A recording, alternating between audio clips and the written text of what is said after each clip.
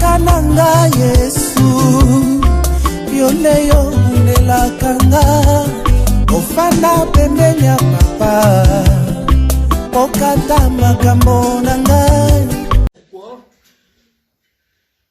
Pourquoi la Bible nous dit sur l'impudicité fouillée, alors qu'il y a des péchés aussi qui, comme voilà, il y a d'autres péchés qui sont aussi graves, mais pourquoi sur l'infidélité, l'impudicité, Dieu nous dit de fuir? Super. Je crois que cette écriture, même dans la même écriture, on dit d'autres péchés qu'on commet, c'est en dehors du corps. Amen. Mais par contre, l'adultère, c'est vraiment, tu pêches d'abord contre ton corps. Voilà. Tu pêches contre ton corps. C'est-à-dire, il y a une souillure qui est gravée sur ton corps d'abord. C'est d'abord le corps qui reçoit. Comment? 1 Corinthiens 6,15. Donc là, le péché est attaché à ton corps. C'est pour cela, quand tu demandes pardon et que tu reçois vraiment sincèrement le pardon, il ne faut plus aller t'essuyer. C'est là-bas que je suis maintenant. Donc, il ne faut plus aller encore t'essuyer, sinon tu vas rater le ciel. C'est vraiment la question que toi-même tu as dit tout à l'heure. Voilà. Donc, si normalement j'avais commis l'adultère, je ne veux plus m'essuyer. Même si ma femme est partie avec un autre homme, mais moi, sachant que j'avais commis l'adultère et que j'ai reçu le pardon, je ne veux plus m'essuyer. Parce que ça va m'attacher à mon corps. Mais il y a plusieurs formes de souillure aussi, comme la simple exemple de masturbation. C'est aussi une forme de pornographie. Vous voyez? Normalement, là, on va entrer dans d'autres thèmes. La masturbation. La pornographie, ce sont tu suis la pensée, tu ne suis pas ton corps, tu suis la pensée. Pourquoi? Parce que quelqu'un qui va se masturber dans les toilettes, il va s'imaginer des images, ça va? Il va appeler des images dans ses pensées, et les images dans le pensée créent une sensation dans le corps. Je ne sais pas si tu vois la différence. Mais par contre, l'adultère, je prends corps femme et corps homme, on le met ensemble. Donc, il y a une différence. Donc, ici, suivre dans le sens du corps, c'est vraiment, je donne ce qui était à l'intérieur de moi dans le corps d'une femme. Tu vois la différence? Ça, c'est vraiment corps à corps. Par exemple, suivre dans le sens, par exemple, insulter. Je te suis aussi. Quand tu insultes quelqu'un, quand tu mens, tu te suis, mais spirituellement. Je ne sais pas si tu vois. Tu te suis, mais c'est spirituel. Ça va? Mais ici, c'est vraiment ton corps qui est en train de s'essuyer. Avec une autre femme. Hein. Voilà. Donc, c'est vraiment dans ce sens. C'est la raison pour laquelle Christ dit, nous sommes le temple du Saint-Esprit. Merci beaucoup. Très bien. Oui, maman. Dans un couple, croyant et non-croyant, Oui. les non-croyants décident de partir. Oui. La croyante, elle fait demander le divorce ou elle ne doit pas? Ok, super. Je crois que l'écriture est claire là-dessus. Hein. C'est 1 Corinthiens combien? 1 Corinthiens chapitre 7. 1 Corinthiens chapitre 7. Il me sauve. Où elle me sauve. 1 Corinthiens chapitre 7. Verset 15. Verset 15. Voilà. La Bible dit ceci. Verset 14, Oui. déjà. À partir du verset combien? 14. Tu peux lire? Car le mari non-croyant est sanctifié par la femme et la femme non-croyante est sanctifiée par les frères. Autrement, vos enfants seraient impurs, tandis que maintenant ils sont saints. Si le non-croyant se sépare, qu'il se sépare. Le frère ou la sœur ne sont pas liés dans ce cas-là. Dieu nous a appelés à vivre en paix. Dans la paix que tu as, si le non-croyant décide de partir, il part. Toi qui es resté, tu es libre en fait. Tu es libre. D'entamer les divorces. Comment? D'entamer les divorces. Ben oui, tu es libre. Si le non-croyant décide de partir, hein, s'il part, c'est bon. Et s'il ne part pas? Ah, s'il part pas, c'est-à-dire il consent. S'il consent, c'est-à-dire c'est l'écriture. C'est maintenant l'écriture quoi? S'il consent, à partir du verset 10. Voilà. À ceux qui sont mariés, Oui, c'est 10, oui. j'ordonne, non pas moi, mais le Seigneur, Oui. que la femme ne se sépare point de son mari. Oui. Si elle est séparée, Si elle est séparée, qu'elle demeure sans se marier ou qu'elle se réconcilie avec son on mari. continue. Et que le mari ne... Ah non, c'est à partir du verset 12, rapidement. Oui. Aux autres, ce n'est pas le Seigneur, c'est moi qui dis. Si un frère a une femme non croyante Voilà. et qu'elle consente à habiter avec lui, qu'il ne les répudie point. Merci. On répète l'écriture. Aux autres, ce n'est pas le Seigneur, c'est moi qui dis. Si un frère, c'est-à-dire un frère en Christ, on peut remplacer si une sœur en Christ, ça va? Si un frère a une femme non croyante, ou soit un homme non croyant, ça va? Et qu'elle décide, Ce n'est pas le frère ou la soeur qui décide. Hein. C'est les non-croyants. Si les non-croyants décident de rester avec toi, tu ne peux pas répudier ces non-croyants. Regardez bien l'écriture. Donc, le verset 12. Aux autres, ce n'est pas le Seigneur, c'est moi qui dis. Si un frère a une femme non-croyante et qu'elle consente à habiter avec lui. Donc, c'était le frère qui avait une femme non-croyante et la non-croyante consente d'habiter avec le frère. La Bible maintenant continue. Qui ne la repudie point. Que le frère ne répudie point la non-croyante. Donc, s'il ne part pas, c'est-à-dire il consent. Comme il consent, tu ne peux pas le chasser. Donc, Oui. c'est ce verset-là que je voulais en parler. Donc, ce verset-là, en fait, ça veut dire que le croyant peut se mettre avec une non-croyante. Voilà, merci. Merci. C'est encore une autre question, en fait. Hein. Oui. En fait, le croyant ne peut pas se mettre avec une non-croyante. Pourquoi? Parce que cette écriture ici, déjà étant croyant, déjà il y a une autre écriture qui nous dit que nous nous marions dans la famille en Christ Jésus. Donc, parce qu'il faut rajouter une écriture avant de comprendre une autre écriture. Avant d'arriver ici, parce que Paul a commencé de couples croyants-croyants, de couples non-croyants et croyants. Or, comment commence un couple non-croyant et croyant? Un couple non-croyant et croyant commence d'abord des non-croyants. Ils sont au départ des non-croyants et il y a un qui a accepté le Seigneur, qui a reçu le Seigneur véritablement. Là, vous êtes dans un couple croyant et non-croyant. Mais ce n'est pas que tu es déjà chrétien et tu vas te dire, ah, je vais chercher Fali. Ah, non, non, non, non. C'est pas possible. Toi, une chrétienne, tu ne peux pas chercher un païen. Nous, on se marie toujours en Christ et Jésus. Il y a un verset qui appuie ça un peu, c'est dans Corinthiens 6,14. Oui. Ne vous mettez pas avec les incroyants sous un joug. Voilà. Apparemment, tu poses des questions, tu réponds, ça c'est très bien. Non, tu nous aides. Mais non, c'est très bien. En fait, des fois, ça porte un peu confusion. Ah oui. Mais bon, c'est juste trouver des écritures justes pour donner à une personne. Tu vois, mais ce que tu es en train de faire, c'est très bien. Donc, ça dit, tu as des écritures justes, parce que la Bible a déjà dit, nous ne pouvons pas nous mettre ensemble avec des infidèles. Ça va? Ceux qui ne connaissent pas le Seigneur. Donc, je ne peux pas épouser un païen ou une païenne. Moi qui suis déjà en Christ et Jésus. Mais maintenant, il faut vraiment que tu sois en Christ et Jésus. Hein? Pas du genre, je vais à l'église. Je fais la différence entre être en Christ et Jésus et aller à l'église. Ce n'est pas la même chose. Et sinon, au niveau du choix, oui. conjoint. Oui. On arrive. Ça, c'est une autre question. Parce qu'il y a encore d'autres questions derrière. Oui, Nadine. C'est la question qui se passe sur le live. Oui. Donc, il y a la sœur qui demande si ton mari non-croyant a demandé le divorce et au tribunal, il se rétracte, il dit non, il ne veut pas divorcer, ou même avant d'aller au tribunal, il refuse que faire car je suis chrétien. Super. Je crois que le divorce ici que nous sommes en train de dire et le mariage, je ne parle pas au niveau de juge ou de l'État. Hein.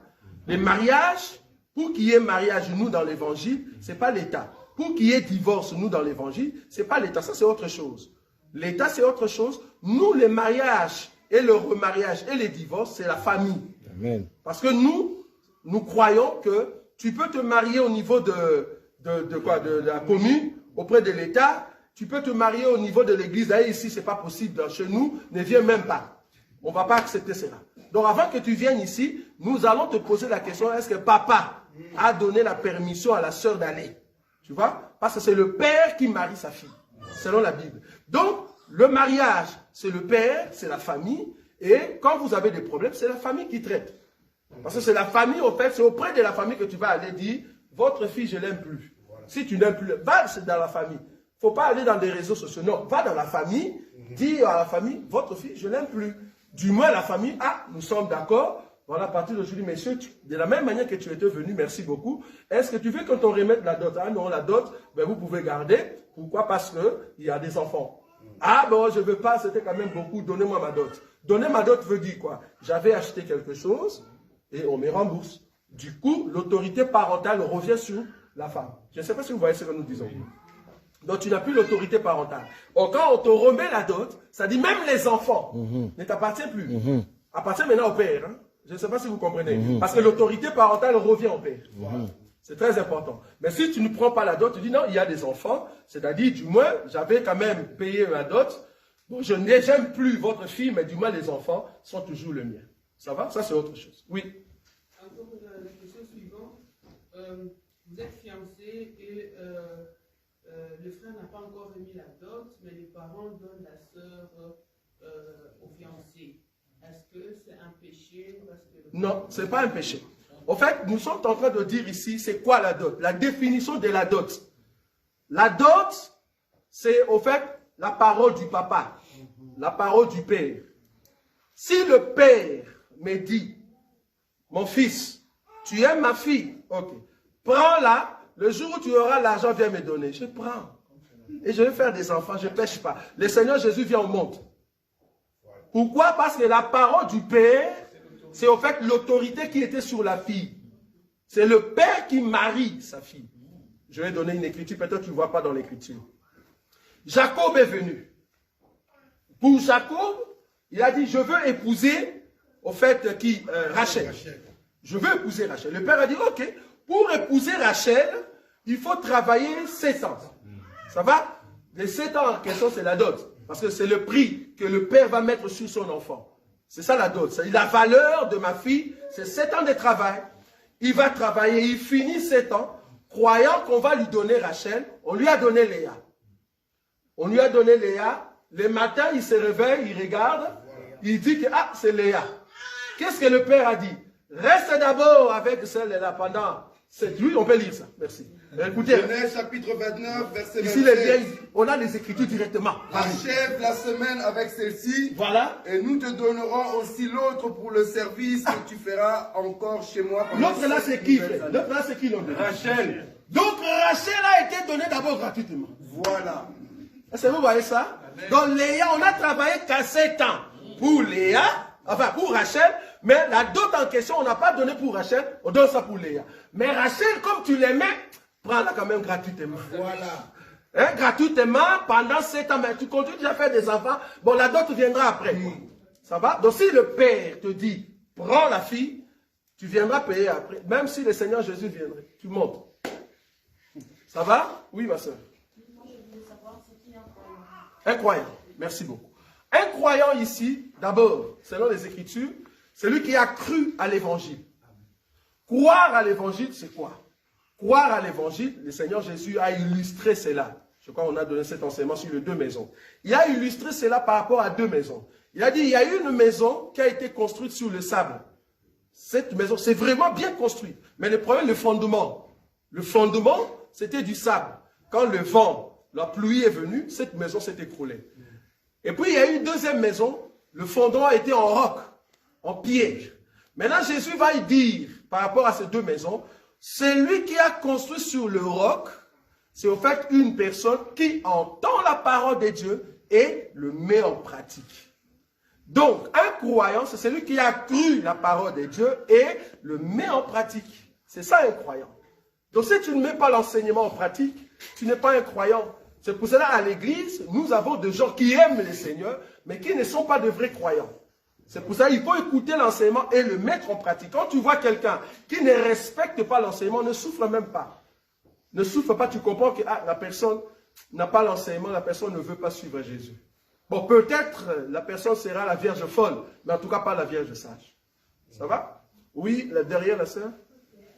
Par rapport au couple chrétien et païen. Oui. Imaginons que la sœur ou le frère est chrétien et son partenaire est païen. Il pêche tout le temps. Et elle est un peu fatiguée. Voilà, un peu fatiguée, elle veut plus se reposer parce qu'elle est sous tout ça, elle veut se reposer. Elle peut demander la séparation, qu'il accorde la séparation, rentrer chez ses parents, se reposer. Et après, si l'homme veut de rentrer chez... C'est reposer par rapport à quoi? Par rapport au péché de son mari. Ah, ok. Mais bon. Là, tu es dans un couple et non croyant. Ah non, malheureusement, non. Parce que dans un couple non croyant et croyant, en fait, la personne qui souffre, c'est le croyant. C'est le croyant qui souffre. Pourquoi? Parce que vous deux, parce que j'ai dit ça tout à l'heure, vous deux, vous étiez des païens. C'est-à-dire, tu connaissais la personne avec qui tu es dans le mariage. Maintenant, vu des bavures, vu sa façon de vivre, c'était une personne qui fume beaucoup, c'est une personne qui boit beaucoup, qui tape beaucoup, mais tu restais quand même dans ces mariages-là. Tu vois ce que je veux dire? Et tu étais païenne aussi, parce que de moments, tu l'accompagnais dans des boîtes, tu vois. C'était du boom, toi aussi tu mettais de mini-jupes, ça va? Et à un moment, tu te dis, ah non, je ne peux plus continuer dans cette vie. Je vais changer, je vais accepter le Seigneur. Si réellement tu es inscrit dans les livres de vie, c'est-à-dire tu reçois l'enseignement, tu changes de vie, mais tu ne peux pas sortir dans ces mariages-là. Là, tu es dans un couple non-croyant et croyant. Maintenant, toi, tu ne peux pas dire, ah non, je vais d'abord me séparer. Non, non, ce n'est pas toi qui décides. Donc, tu n'as pas le pouvoir comme si c'était dans les chrétiens. Là-bas, tu as le pouvoir limité. Tu vois? Parce que les croyants, les non-croyants consentent. Le mot consentir veut dire, bien que je suis pécheur, mais je veux rester avec toi parce que tu m'aides. Donc, du coup, tu ne peux pas chasser ou le mettre de l'écart. C'est toi qui vas pécher, en fait. Parce que lui, il ne connaît pas le péché. Hein? Parce qu'un païen ne pêche pas. Je ne sais pas si vous savez. Normalement, un païen ne pêche pas, il vit dans le péché. Il y a une différence entre pécher et vivre dans le péché. Un païen vit déjà dans le péché. Donc, tout ce qu'il fait, même s'il boit de l'eau, il pêche. Même s'il te donne 10 €, il pêche. Tu vois? Donc, du coup, tout ce qu'il fait, il pêche. Mais c'est toi maintenant, tu dois éviter de ne pas pécher. Donc, du coup, tu vas quoi? Qu'est-ce que tu vas faire? Tu vas prendre maintenant 1 Pierre, chapitre 3, le verset 1er à 2. On va lire ça. C'est ce que tu dois faire, tu es obligé. 1 Pierre, chapitre 3, verset 1 à 2. Femmes, oui, soyez de même soumises à vos maris, écoutez, afin que si quelqu'un n'obéisse point à la parole, il soit gagné sans parole par la conduite de femmes, en voyant votre manière de vivre chaste et réservée. Tu as entendu ça? C'est-à-dire ici, nous sommes dans un couple croyant et non croyant. Voilà. Là, l'homme ne croit pas à ton enseignement, mais par ta façon d'être chaste, réservé, ta façon de lui parler, de servir à la maison. Le monsieur est sorti à 6 h du matin. Il est revenu jusqu'à 3 h du matin. Et toi, tu dors pas, tu l'attends. Il a dit, ah, papa, tu es arrivé. Tu as sommeil. Hein? Tu enlèves quand même des chaussures. Tu lui donnes à manger et puis tu pars dormir. Faut même pas oser dire, je divorce. Là, tu pêches. Faut même pas. N'ose pas. Non, tu peux pas. Tu peux pas te séparer. La séparation, c'est seulement dans un couple chrétien et chrétienne. J'ai pas dit divorce, chrétienne. On peut se séparer pour un temps et après on se remet. C'est juste pour voir un peu les comportements.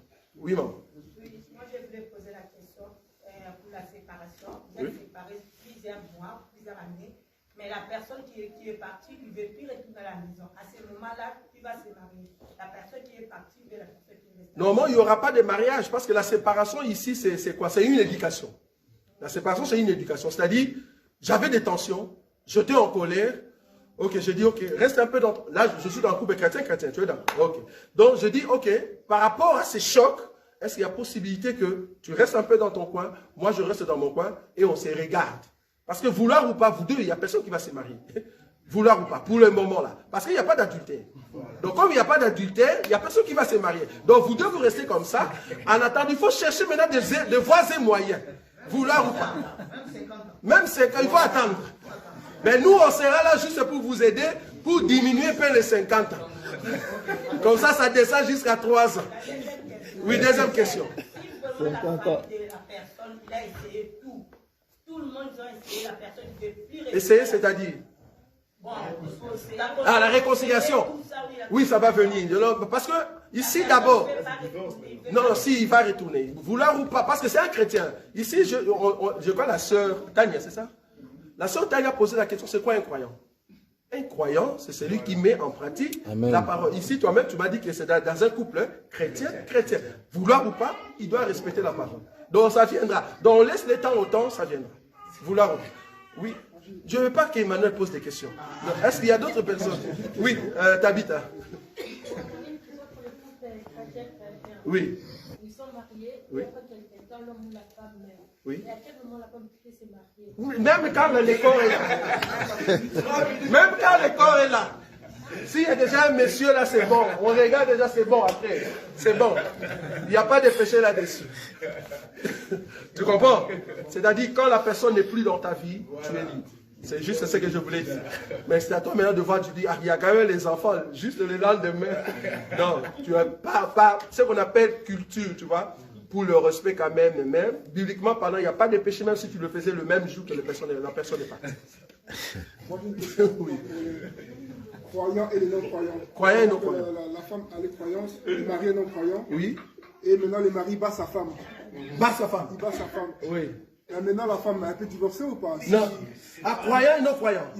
Non-croyant. Le mari est non-croyant, la femme est croyante et le non, la femme ne bat peut pas. sa femme. Non, écoute. La femme ne va pas divorcer, mais du moins, là maintenant, c'est là-bas qu'elle intervient. Parce que là, ce n'est pas un divorce. Elle ne peut pas divorcer, j'ai bien dit. Oh, je vous ai dit ici, divorce et mariage, c'est pour la famille. Mais battre quelqu'un, taper quelqu'un presque à mort, ça c'est l'État. Ça c'est vraiment l'État. C'est Romains chapitre 13. C'est Romains chapitre 13 qui vient pour dire que le monsieur, tu n'as pas le droit de taper une fois. Surtout qu'on est en Europe. N'ose même pas. Tu vas taper ta femme, elle va t'accuser là, c'est grave. Mais ce qui est bien dans tout cela, bien qu'on va arrêter le mari pour 10 ans, toi, la soeur, tu ne peux pas te marier. Tu dois attendre encore les 10 ans. C'est pour ça les sœurs en Christ, si tu es dans ces mariages, au lieu d'aller dire, bon, j'accepte seulement, je reste. Sinon, les 10 ans, je serai seul ici. Ça ne va pas. Donc, je préfère encore rester, mais bien combien on est en train de me tabasser. Il faut bien choisir son mari. Voilà. Dans ce cas-là, il faut qu'elle soit remplie de 1 Corinthiens 13, hein, parce que c'est chaud. Comment? Dans ce cas-là, il faut qu'elle soit remplie de 1 Corinthiens 13. Ben oui, normalement, nos sœurs, comme on dit l'évangile ici, on connaît tout ça. C'est-à-dire, quand est-ce qu'un Romain 13 intervient? C'est-à-dire, Romain 13 intervient quand il y a le problème de battement où on veut te tuer, par exemple. Le mari veut te tuer, alors que toi, tu es chrétienne. Alors, le monsieur a bu, je ne sais pas, toi, tu voulais faire un peu de crise de jalousie. Et puis, du coup, le monsieur va sortir un couteau. Là, c'est Romain 13 qui vient. Mais par contre, comme tu as dit, 1 Corinthiens 13 aussi peut intervenir parce que tu l'aimes beaucoup. Là, maintenant, l'amour est là. Mais l'amour, maintenant, dans Romains 1,13, là où ça vient vraiment intervenir, surtout, c'est dans un couple de chrétiennes, où le mari a trompé sa femme et que la femme a pardonné, ou le monsieur a pardonné.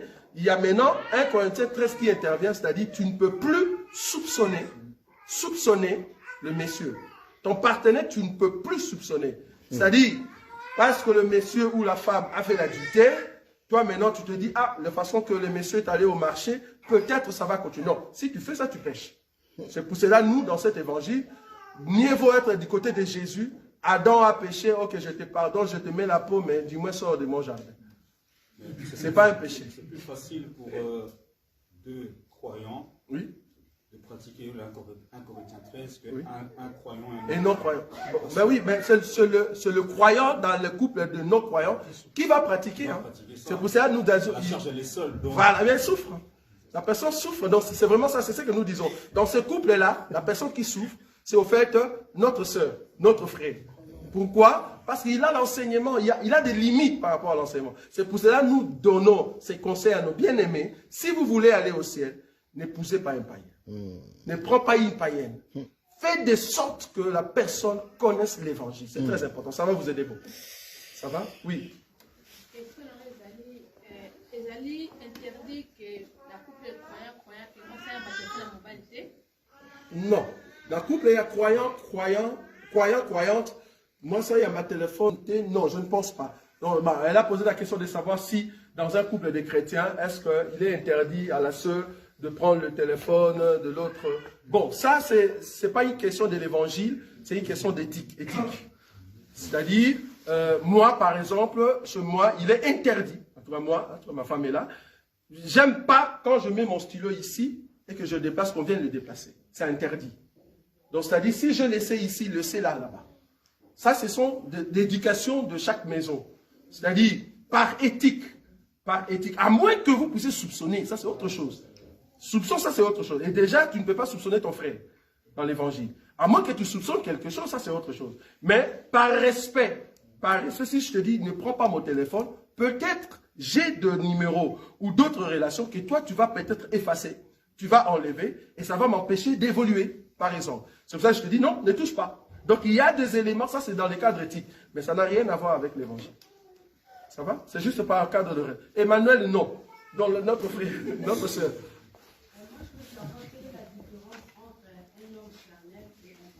Ok, merci. Un homme charnel et un païen. Un païen, c'est quelqu'un qui n'a jamais connu le Seigneur. Un homme charnel, c'est quelqu'un qui s'est dit être dans le Seigneur, mais la façon de vivre, il vit charnellement. C'est-à-dire, parce que charnel, il vit dans la chair. Hein. Mais tu le vois à l'église, nous avons beaucoup de bien-aimés qui sont dans l'église comme ça. Il est dans l'église, mais nous ne pouvons pas dire que c'est un païen, mais nous disons que c'est un homme charnel. Charnel veut dire, c'est par les désirs de la chair qu'il vit. Amen. Mais cependant, il n'est pas vraiment païen. Païen, c'est-à-dire qu'il peut aller dans des magiciens, il peut aller dans de vaudou, dans de maïkari. Non, ce n'est pas une personne comme ça. Mais c'est quelqu'un qui vient dans l'église, mais il vit encore charnellement. C'est-à-dire qu'il a encore les désirs de la chair qui dominent. Tu vois? Donc, c'est ça un peu la différence. Mais je n'ai pas dit que l'homme charnel va entrer au ciel. Ce n'est pas ce que j'ai dit. Hein. Un homme charnel peut facilement rater l'enlèvement. Ou soit, cet homme-là sera en fait la Vierge folle. Ça va? Oui. Emmanuel, laisse tomber. Je ne vais pas te prendre. Oui, ma soeur. Je vois pas. Oui, oui, allez-y. Dans un couple de deux chrétiens, donc deux croyants, oui. Si l'homme trompe sa femme, oui. commet adultère et qu'il continue de rester là dans le mariage, il ne veut pas partir, que peut faire la femme? Donc, couple chrétien, mais le mari trompe sa femme et il veut rester toujours dans ce mariage. Non, non, il y a l'adultère, il doit partir. Là, venez nous chercher nous-mêmes. Nous allons traiter cela. Là, viens nous chercher. Si nous savons que c'est notre frère, nous allons venir rapidement. Nous allons dire, frère, la femme ne veut plus. Nous-mêmes, nous venons te prendre pour te mettre dehors. Parce que la sœur ne veut plus. Voilà. Parce qu'en plus, tu le fais tout le temps. C'est-à-dire, tu es en train de montrer que tu n'aimes pas Dieu. Voilà. Ça va? Oui, ma sœur. Oui. Dans les couples chrétiens, une femme envoie son mari pour aller chercher les enfants dehors. Oui. Parce que dans son mariage, il ne trouve pas les enfants. Oui. Et après, quand il met les enfants dehors, il vient avec les enfants. C'est un péché ou comment? Il a fait des enfants dehors. Et vous vous êtes rencontrés. La femme. Oui. La femme envoie son mari. Avant son mariage. Non, la femme ne conçoit pas. Ah, ne conçoit pas. Ok, oui. Oui. Ah non, c'est pas possible. Je vois. Non. C'est pas possible. Parce que, écoute, le mariage de deux personnes, vous n'êtes pas obligé d'avoir les enfants. C'est pas une obligation. Ça, c'est dans d'autres enseignements. En tout cas, nous, dans notre enseignement, si Dieu ne permet pas que je puisse avoir un enfant, je dis gloire à Dieu. Donc, dans notre évangile, si tu es dans un couple chrétien et que la sœur n'a pas d'enfant, vous restez. Il ne faut jamais chasser cette femme-là. J'ai bien dit chrétien. Dans le couple non-croyant chrétien, ça c'est autre chose. Mais chrétien, pourquoi je dis cela? Parce que vous deux étant chrétiens, vous vous êtes rencontrés étant chrétiens. Si Dieu a permis que toi, tu sois avec cette dame-là, étant chrétien, c'est parce que Dieu savait. Ça va? C'est la même chose, comme dans d'autres enseignements, ils disent que si tu n'es pas marié, tu es maudit. C'est faux. Nous, dans notre évangile, la personne qui est mieux bénie de l'ensemble, c'est quelqu'un qui ne s'est pas marié. Si seulement Dieu pouvait m'accorder la grâce de ne pas me marier, je n'allais pas souffrir ce que je suis en train de voir. Voilà. Parce que vous autres, vous n'êtes pas encore mariés, vous pensez que, waouh, c'est vraiment le ciel. Posez-nous la question de savoir les mariages, c'est quoi? Le célibat, c'est pas facile. Hein? Ah, si seulement tu savais. Si seulement tu savais. Mais bon, on ne peut plus rentrer en arrière, tu vois. Mais je te dis, les mariages, ce n'est pas ce que vous voyez. C'est autre chose. Il te faut un cœur. Tu te dis, waouh, avant je n'étais pas comme ça, parce que j'ai appris au fait à être ce que je suis aujourd'hui, c'est dans le mariage. Ce que j'étais avant, c'est rien à voir. Donc je suis vraiment un autre homme, quoi. Donc Dieu te change. Donc je comprends que Pierre et Paul étaient différents. Donc Paul, tout ce que Pierre voyait, il ne voyait pas. Donc le langage de Paul, je comprends tout à fait pourquoi c'était un peu, tu vois. Mais Pierre était, hein, tu vois, parce qu'il connaît la souffrance du mariage. J'ai même entendu un prédicateur qui a dit, je pense que Dieu va avoir la compassion pour les hommes, vu qu'ils ont déjà souffert dans leur mariage. Bon, il n'y a pas d'écriture pour ça, donc nous ne pouvons pas soutenir cela. Mais sans blague, je vous dis, que ce soit nos sœurs, que ce soit nous deux, les deux souffrent dans le mariage. Il faut comprendre l'homme avec qui tu es, il faut comprendre la femme avec qui tu es. Après, il y a l'amour entre vous deux, mais il y aura aussi les enfants. Les enfants, il faut les éduquer. Parce que tout enfant vient avec cette mentalité. C'est à toi maintenant d'inculquer ton éducation. Je vous dis, c'est pas facile. Donc, c'est vraiment un chemin. Tu te dis, waouh, quand est-ce que je vais me reposer? Et oui, donc, c'est pas facile. Voilà. Mais je ne dis pas qu'il faut éviter de vous marier. Hein, donc, si Dieu vous met à cœur de vous marier, allez vous marier au lieu de brûler. Amen. Hein, ne brûlez pas. Voilà. Si tu sens que tu commences à brûler, va te marier. Hein, au lieu de rester dans des toilettes pendant 4 heures du temps. Là, on comprend déjà ce que tu fais. Donc, évitez tout ça. Allez vous marier. Ça va? Bon, Emmanuel, on y va. Donc, je voudrais savoir, est-ce que la polygamie est interdite dans la Bible? La polygamie. Deuxième question. Oui. Quelle veut dire l'expression mari d'une seule femme? Mari d'une seule femme. Et la dernière, un homme divorcé. Oui. Était ancien pasteur ou diacre. Super, ça c'est bien. La polygamie dans la Bible, c'est toi qui as dit. La polygamie dans la Bible n'est pas interdite. Il faut écouter la question. Moi, je réponds à la question. La polygamie dans la Bible n'est pas interdite. Mais la polygamie dans la chrétienté, ça c'est autre chose. C'est pas ce que lui, il a posé comme question. Dans la Bible, la polygamie n'est pas interdite. Ça va? Quand la Bible dit mari d'une seule femme, c'est parce que quand l'évangile est venu, c'est pour ça que j'ai dit que dans la Bible, la polygamie n'est pas interdite. Au temps de Paul, il y avait des gens qui étaient polygames. C'est-à-dire un frère qui a accepté le Seigneur, qui vient avec ses 2 femmes. Voilà.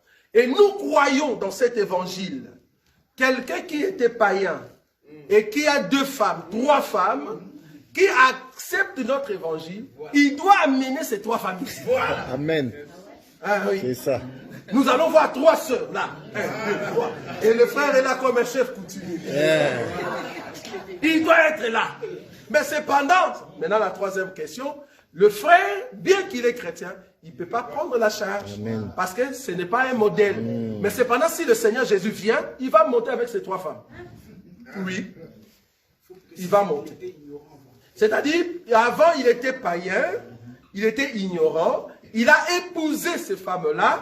Tu ne peux pas divorcer avec ces femmes-là. Tu les amènes en Christ et Jésus le 3. Si maintenant, un ou une de ces femmes-là ne veut pas de ton évangile, c'est comme une non-croyante qui ne veut pas de toi. Et il n'a qu'à partir. Quand la non-croyante se sépare, qu'elle se sépare. Là, elle peut partir. Mais si elle dit, waouh, quel évangile, je reste. Elles vont rester là, les 3. Les 3, rester ensemble avec notre frère. Un frère onctionné qui a aussi parlé en langue. Qui parle aussi en langue avec 3 sœurs. Ça va? Et Dieu va l'amener au ciel. Ça, c'est notre évangile. Oui, frère Isaïe. Par rapport au bien-aimé qui pose des questions en ligne, oui. Notre sœur Nina, elle a posé cette question. Oui. Quand l'apôtre Paul dit, si un père veut marier sa fille, oui. En âge nubile, avec l'exercice de son consentement, fait bien. S'il trouve qu'il est bon de garder sa fille et ne pas marier, fait mieux. À quoi faisons illusion, apôtre Paul, par rapport à cette écriture? Super. Au fait, en Israël, une fille qui va entrer dans le mariage, il y avait d'autres qui étaient jeunes. C'est-à-dire l'âge, aujourd'hui, l'âge pour envoyer sa fille au mariage. Dans le monde, selon la décriture, c'est quel âge? 18. 18, ça va? 18, c'est déjà bon, ça va? Mais tu vas voir, par exemple, dans les cultures musulmanes, par exemple, une fille de 8 ans, déjà, c'est bon. Ça va?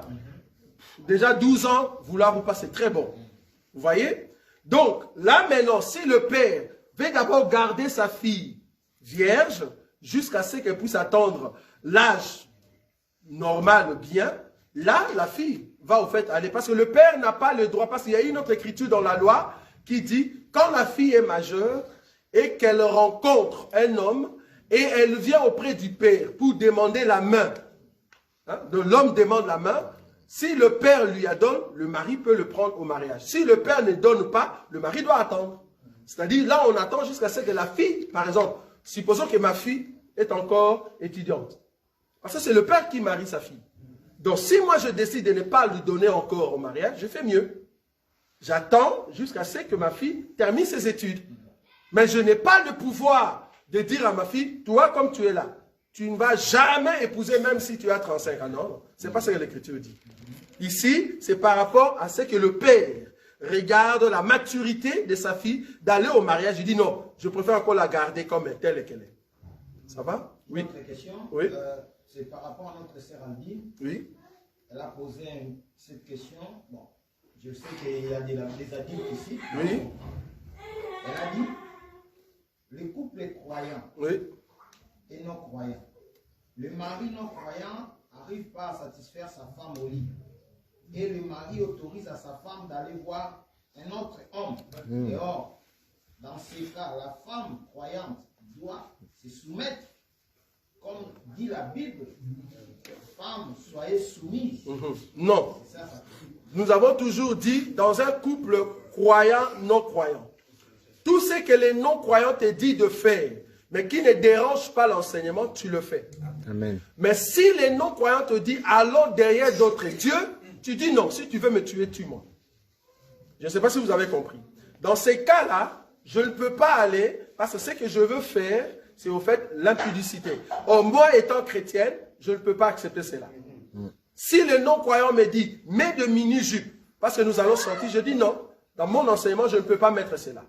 Mais si les non-croyants me disent, aujourd'hui, tu ne vas pas à la veillée, parce que j'ai besoin qu'on puisse parler de choses ou de notre projet, tu ne viens pas à la veillée, reste à la maison. Si tu viens ici et que le mari nous appelle, à la porte, nous allons dire, sœur, rentre. Ne viens pas à la veillée, ton mari a besoin de toi. Ça, tu as droit de parler avec ton mari. La veillée, il y aura d'autres veillées qui viendront, tu seras là. Amen. Ça va? Donc, c'est ça le respect, au fait, de ton mari. Oui, troisième question. C'est notre sœur Christine. Elle a posé, comment peut-on pardonner et demander le divorce? Oui, c'est ce qu'on a dit tout à l'heure, je crois, de l'écriture d'Adam. Nous avons dit ici, Dieu a pardonné Adam, sinon nous avons dit Dieu n'a pas pardonné Adam. Je ne sais pas si vous voyez ça. Dieu a pardonné Adam, oui. Comment? Il a tué l'animal. Amen. Il a donné la bille, donc c'est-à-dire il y a le sang qui est là. Mais cependant, Adam sort du jardin. C'est-à-dire, je peux te pardonner et te dire, bye bye. Au contraire, je t'aide. Je t'aide et moi-même, ça va aussi m'aider pour que je ne sois pas un homme jaloux, une femme jalouse. À chaque fois que j'appelle à la maison, tu n'es pas là, je dis, ah, il revient encore sur le même chemin. Pour que je ne puisse pas soupçonner tout le temps, je trouve mieux que nous puissions nous séparer. Ce n'est pas un péché.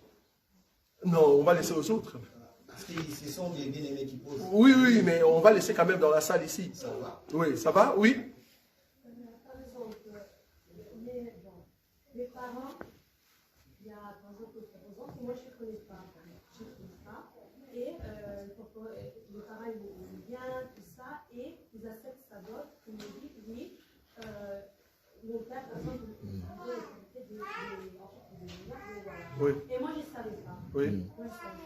Moi, je peux dire non, ou comme mes parents ils m'ont dit oui, voilà, je dois partir. Ok, bon, ça c'était dans la loi de Moïse. Ça c'est vraiment ancien. Mais dans la crainteté aujourd'hui, il faut qu'il y ait d'abord rencontre de deux personnes. C'est là-bas qu'il y avait une question ici tout à l'heure de choix du conjoint. Il faut qu'il y ait choix du conjoint. C'est-à-dire, dans la loi de Moïse, c'était une imposition de prendre pour la femme, sa fille, un homme. Pourquoi? Parce que les garçons en question se trouvent dans une famille noble, par exemple, et les parents savent voir que tel monsieur, il a un bon comportement, il serait mieux qu'il puisse se marier avec, au fait, ma fille. Ça, c'était dans la loi de Moïse. Mais aujourd'hui, il faut qu'il y ait le consentement de la personne, de deux personnes. Il faut qu'il y ait le consentement de deux personnes. Comme ça, les deux personnes vont se rencontrer et ils vont aller dans le mariage. C'est là-bas que j'ai donné maintenant l'écriture de l'ancienne alliance qui dit que la femme qui va rencontrer, au fait, le monsieur, et ils vont venir auprès des parents pour demander la main. Ça va? Mais, par exemple, nous sommes des Africains, il y a, par exemple, des cultures qui, si, par exemple, les parents sont ils ne savent pas, ils ont leur culture. Oui. Non, si les parents sont de païens et qu'ils imposent cela, ils n'imposent pas à une fille de 12 ans, à une fille qui est déjà majeure. Et nous sommes dans une génération où tu sais expliquer aux parents païens que moi je suis chrétienne. Ce que vous êtes en train de faire, je ne peux pas. Selon l'enseignement que je suis en train d'apprendre. Parce que sinon, toute culture des parents païens, ils vont l'imposer sur nous qui sommes déjà des chrétiens alors que nous sommes déjà majeurs. Ce n'est pas possible. Sinon, ils viendront, ils disent, ok, nous dans notre culture, alors que tu es marié, entre dans ces bassins, nous allons tuer l'animal et verser du sang. C'est la culture, tu acceptes. Non. Étant chrétien, tu refuses. Donc, il y a un moment, tu dois refuser. Oui, mais je comprends ce qu'elle veut dire. Comment? Elle veut dire en fait, se soumettre. Les parents veulent que tu puisses épouser telle personne. Oui. Donc ils acceptent la dot de tel individu que toi tu n'es pas d'accord. Et tu n'étais pas au courant. Voilà, que tu n'es pas au courant, tu ne veux pas. Oui. Donc du coup, vu que c'est eux qui marient, et bien à ce moment-là, quoi faire? Parce que si tu prends un autre mari, oui. Toi tu es consentant avec l'individu, mais tu viens près des parents, ils vont dire non. Parce que nous, on voulait que tu puisses prendre Édouard et non Jacques. Je crois que c'est ce que j'ai expliqué ici, parce que les parents sont païens, c'est ça, non? Voilà. Or, les parents païens, s'ils commencent à t'imposer les choses, ça va déranger ta foi. C'est là-bas que moi je suis. Parce que nous, comme étant enfants dans nos familles, il faut commencer déjà à dire à vos parents que tu n'es plus soumis à eux quand tu as ton mari. Tu vois, parce qu'il y a des cultures, hein. Bien que tu es marié, mais les parents doivent te contrôler. Or, c'est contre la Bible. C'est contre la Bible. Donc, tout ce qui est contre la Bible, parce que ici, c'est le cas de mari non-croyant qui t'amène dans une boîte de nuit. Or, les parents, pour toi, ce sont des maris. Toi, tu es comme une femme. Or, si le mari non-croyant me dit, c'est la culture, c'est notre coutume, tu dois faire ça, une coutume qui dérange l'enseignement, je ne le fais pas. Malheureusement. Comment? Non, dans ces cas-là, tu as les droits parce que tu ne peux pas accepter la parole des parents au détriment de Dieu. Non. En tout cas, je vais respecter Dieu et désobéir aux parents. La question viendra que... Mais maintenant, qui va prendre ma dot? Ah si, maintenant tu cherches un autre homme. Voilà. Alors là, c'est encore un cas maintenant qui change. Parce que là, peut-être tu es dans l'absolu. Hein? Tu es dans l'absolu. Nous croyons que nous servons un Dieu qui est puissant. Et c'est le Dieu qui est au-dessus de tout esprit. C'est-à-dire, quand tu vas prendre ces cas-là, tu l'amènes ici chez nous. Moi, personnellement, avec ces géants-là que tu vois et de vieillards, nous allons entrer à jeûne. Tu vas voir, ton papa va t'appeler. Tu vas voir ta prière, comment on va le déranger la nuit. Il va dire, ok ma fille, j'accepte, j'accepte. Amène-moi les messieurs que j'ai vus là. Il va accepter, parce que nous croyons à un Dieu puissant. Ça va? Voilà. Frère, j'avais une question. Oui, on est là. Ah, ils ont... Oui. Oui. Couple croyant. Oui. Dans les préparatifs, le père a autorisé mon invitation pour que je puisse préparer les préparatifs pour les fiançailles. Oui. Et pour avoir plus. Maintenant, en tant que fiancé, est-ce que ma future compagne, est-ce qu'elle a le droit de venir à la maison, je veux dire, mettre de l'ordre, des trucs comme ça? Mais pas connaître... Non, pas connaître. Il n'y a pas de souci. Pas connaître, parce qu'il y a des enseignements. Oui. Il y a des enseignements. Non, allons comme ça. Allons comme ça. Tu t'es présenté auprès de la famille. Ouais. C'est-à-dire, papa, tu vois ces messieurs ici, en fait, c'est le monsieur qui est mon prétendant. Ouais. C'est-à-dire, en tout cas, c'est lui, j'aimerais qu'il puisse être mon mari. Normalement, dans notre évangile, hein, j'ai bien dit dans notre évangile, quand le père voit le monsieur, normalement, le père doit parler avec le monsieur, tu es d'accord avec moi? Le jour de la présentation. Est-ce que c'est vrai? La présentation, tu as dit présentation. C'est-à-dire, monsieur, tu es sûr que tu vas épouser ma fille? Oui. C'est ça que moi aussi j'ai fait. Hein? Oui, ok. Donc là, tout ce que tu as donné ici, c'est quoi? Ça s'appelle quoi? Dans notre culture, on dit Karalopang. Oui, Prédot. Karalopang, non? C'est ça, non? Prédot, Karalopang. En d'autres termes, l'opang ne t'appartenait pas.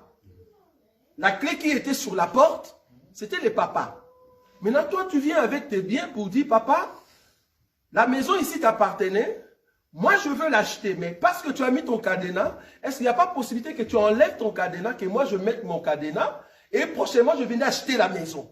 Je ne sais pas si tu comprends. C'est ça les langages de la Bible. C'est-à-dire, le père enlève les cadenas, mais la maison ne t'appartient pas encore. Toi, tu viens maintenant mettre un kangal au parent.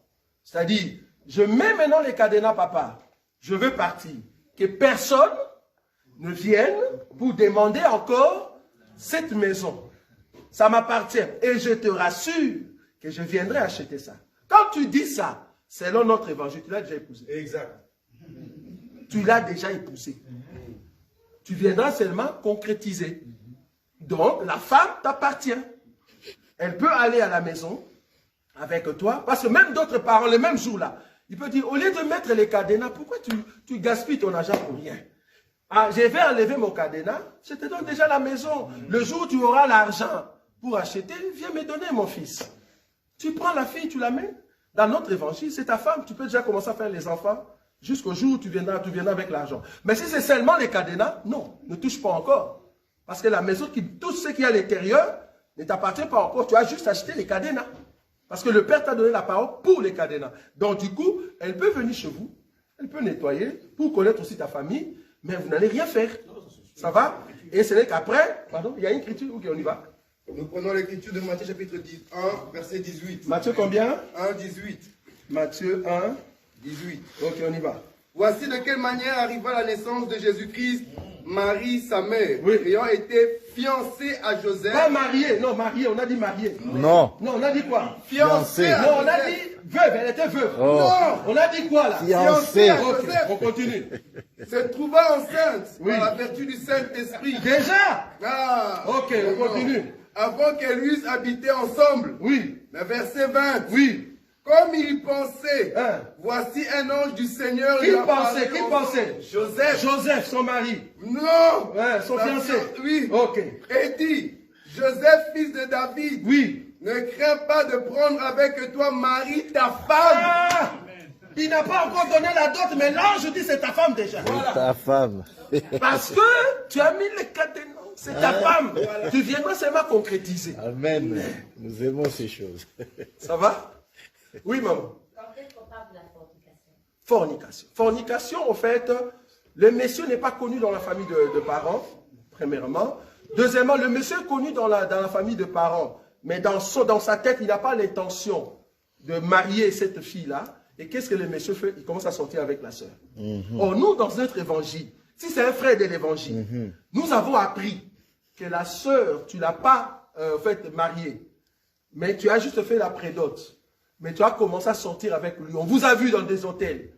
Ou soit la sœur dort dans ta maison, vouloir ou pas, dans notre évangile, nous allons venir dire, frère, vouloir ou pas, même si la sœur n'est pas belle, tu vas l'épouser. Si tu ne l'épouses pas, on viendra ici, on va te jeter à Satan, devant tout le monde.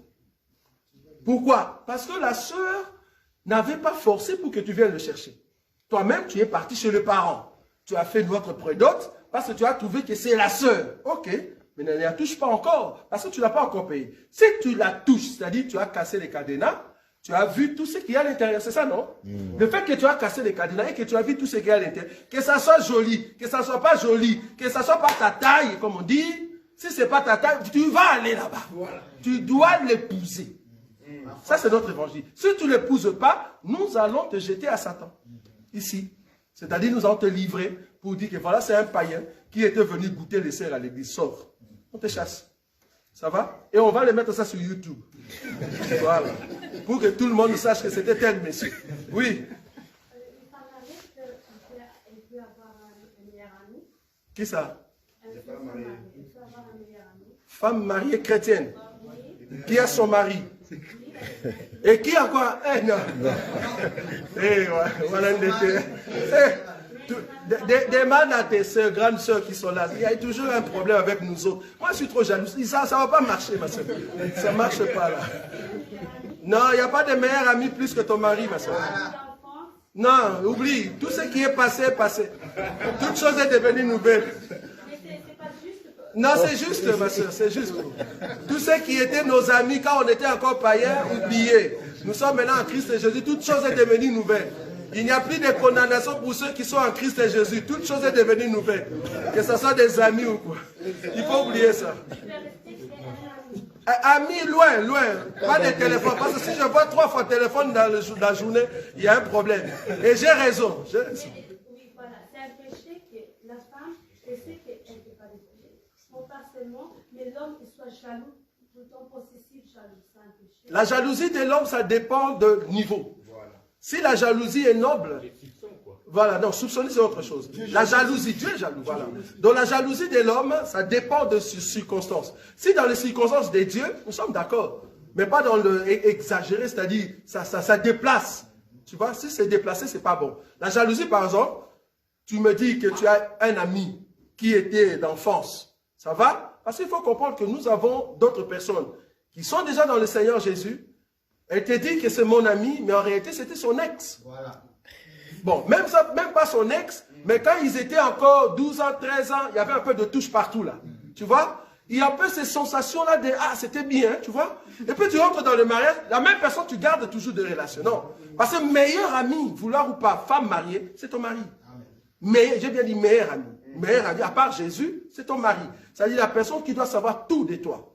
Vous voyez? C'est pour ça que nous disons dans le choix du mariage, si tu veux entrer dans le mariage, tu dois savoir qui tu as fréquenté. Tu as eu combien d'hommes? C'est pas mauvais, c'est juste savoir. Si tu veux pas, bon, mais dis-moi, tu me l'as dit. Pourquoi? Pour que je n'ai pas de soupçons. Qui est ton cousin? Parce que chez les cousins, là, il y a beaucoup de cousins qui apparaissent, on ne sait pas si ce sont vraiment des cousins. Tu vois ce que je dis? Donc, je dois savoir, tu as combien de cousins? C'est qui? Des messieurs, ok. À part ces cousins, il n'y a pas d'eau, il n'y a pas d'autre. Ok, c'est bon. Du moins, je sais. Pour éviter, tu vois, pour éviter que les choses puissent remonter et amener de problèmes dans la maison. Ça va? Il nous reste 2 minutes. Oui, ma soeur. Une femme chrétienne aussi peut commencer à demander le divorce. Une femme chrétienne. Oui. Elle peut demander aussi le divorce parce que côté éthique, ça va être mal vu parce que c'est une femme. En général, ce sont les hommes, selon moi. Mais est-ce qu'une femme, parce qu'il a pardonné l'infidélité de son mari, mais il continue. Alors cette femme-là, bon, elle peut demander le divorce. Elle est dans quel mariage? Croyant. Croyant. Ben oui, tu es libre. C'est ce qu'on a dit ici tout à l'heure. Dans un couple croyant. Mais non, c'est l'éthique qui va te tuer alors. Parce que tu vas commencer à soupçonner et tu vas souffrir, ça va ronger, ça va ronger. Tu vas commencer à pécher tout le temps. À chaque fois que tu vas voir sa photo, tu pêches. Tu vois? Pour ne pas pécher, sors de cette maison-là ou de ces messieurs. Tu pars. Parce que c'est un monsieur qui ne veut pas rentrer avec toi et surtout c'est l'infidélité. Le monsieur continue sa vie. Pourquoi rester encore là-dedans? Non, sors, fais ton chemin. Et là, tu es avec Dieu, tu vois. Mais s'il n'y a pas d'adultère, c'est là-bas que je dis, fais attention. Mais s'il y a l'adultère constaté, vu de tout le monde, mais ne souffre pas. Voilà. Et les enfants à ce moment-là? Mais ce sont vos enfants, c'est ce que j'avais dit tout à l'heure. Ils seront protégés, parce que selon moi, les enfants sont protégés. Quand il y a un couple chrétien, ils sont sous protection. Oui. De Dieu. Oui. À ce moment-là, s'il y a divorce, les enfants seront toujours protégés. Il y a la protection de celui qui n'a pas fait l'adultère et il y aura la deuxième protection de la personne qui a fait l'adultère si seulement il ne continue pas dans l'adultère. Je ne sais pas si tu vois. C'est-à-dire, j'ai commis l'adultère, j'ai demandé pardon à ma femme, elle m'a pardonné, mais elle dit elle veut faire son chemin. Les enfants sont protégés. Et moi, je veux aller au ciel, je dis je ne veux plus me marier. Je reste saint, je reste pur. Parce qu'en restant pur, peut-être ma femme peut revenir. Tu vois ce que je veux dire? C'est-à-dire, là, je regrettais au fait ma façon. Je continue plus, je ne veux plus me marier, je continue à prier. Ma prière sanctifie toujours mes enfants. Dans ce sens-là, oui. Ça va, dernière question. Non, Emmanuel, c'est fini. Oui. Ici. Moi, c'est par rapport à Adam et Ève. Oui. Donc, par rapport à Dieu qui était leur père. Oui. Est-ce qu'Adam, il a payé la dot à Ève quand Dieu l'a payé? Oui. Nous aimons ces choses. Oui. Oui. Merci. Nous aimons ces choses. La dot, comme on a dit. La dot, c'est prendre, au fait, l'autorité parentale qui est sur la femme. Comme Dieu étant le père d'Adam et de Ève, c'est pour ça que nous soutenons, parce qu'il faut comprendre que Dieu étant père d'Adam et de Ève, c'est-à-dire Adam était les grands frères de Ève, c'est pour cela que nous, dans cet évangile, nous disons, nous devons nous marier dans notre famille, c'est-à-dire en Christ Jésus. Ok. Maintenant, comme Dieu étant le père d'Adam et de Ève, il doit recevoir aussi la dot, et la dot qu'Adam a payée, c'était sa mort. Tu vois, la mort que Adam a eue, le profond sommeil, c'est ça au fait. La souffrance qu'il a eue pour déchirer son corps et que la femme sorte. Ça, c'était au fait d'Adam. Pourquoi je dis ça? C'est par rapport à Christ. Pour comprendre l'écriture, il faut le comprendre par rapport à Christ. Or, Christ, l'œuvre qu'il a fait à la croix, c'est cette œuvre-là qui montre, c'était la dot. Et imagine, peut-être Adam ne l'a pas dit, mais par rapport au deuxième Adam, nous pouvons comprendre que Jésus, qui est le deuxième Adam, il a négocié la dot. Parce que la dot, vous savez que c'est négociable. On peut négocier. Ce n'est pas un péché de négocier la dot. Si on te demande 10 millions d'euros pour épouser une femme, dis, non, je vais négocier. Tu as le droit. Jésus aussi a négocié la dot. Il a négocié la dot pour nous avoir. Dieu lui a dit, tu dois mourir à la croix. Il arrive à Gethsemane, il dit, attendez-moi, je vais négocier avec les pères. Là. Et il est monté, il dit, père, s'il est possible, que tu enlèves la coupe, la dot, là, est-ce qu'il n'y a pas possibilité, donne-moi ça gratuitement. Dieu dit non, tu dois aller là-bas. Là. Donc le père a exigé la dot avec le même montant. Donc du coup, il a payé ça, ça va à la croix. Donc du coup, Adam a payé cette dot, c'est par rapport à la mort. Oui. On est obligé de payer la dot pour épouser sa femme. Oui. On fait payer la dot, enlève dans ta tête, dot veut dire argent. Enlève déjà ça. Enlève dans ta dot, dot veut dire matériel. Des familles qui s'exagèrent un peu. Voilà. Ça tu peux négocier. Mais dot veut dire, je veux acheter ou avoir l'autorité qui est sur la fille. Qu'est-ce que je fais? Papa, dis-moi ce que je peux faire pour avoir l'autorité sur la fille. Il y a une écriture qui parle de, je crois, de David. On lui a insisté pour la dot. On lui a dit, ah, pour la dot. Chez nous ici, tu sais c'est quoi la dot? Va tuer les gens. Tu vas les tuer et puis tu coupes leur prépuce. Coupe ça et amène. Si tu as la possibilité. Parce que la dot, c'était dur. Hein? C'était dur pour avoir ça. On peut lire ça. 1 Samuel chapitre 18, verset 25. Voilà. Je déclare, Saül dit, vous parlerez ainsi à David. Voilà. Le roi ne demande point de dot, mais il désire son prépuce de Philistin. Pour être vengé de ses ennemis, Saül avait le dessein de faire tomber David entre les mains de En d'autres termes, cela veut dire, si tu es ukrainien, le papa de la fille te demande, va tuer 100 Russes. Voilà. À cette heure-là, vous imaginez? Toi-même, tu te dis, ah, hey, avec mon arme là, tuer 100 Russes, avec les messieurs Poutine. Je ne sais pas, ça c'est la mort que tu me demandes. C'est ça la dot. Tu vois, les prix qu'on impose sur la fille. Et c'est à toi de négocier. Tu peux négocier. Si tu es capable de le payer, tu le payes. Et si tu n'es pas capable, tu ne peux pas payer. Et la dot en question peut être en argent, matériel, comme gratuit. Chez les Blancs ici, la dot est gratuite. On te donne la fille gratuitement. Ce n'est pas un péché. Les Africains, des fois, ils exagèrent un peu. Oui, ça, tu peux négocier, c'est négociable. C'est négociable. Amen. Amen. Amen. Nous sommes debout, nous avons terminé. Le respect des temps est très important dans notre évangile. Voilà.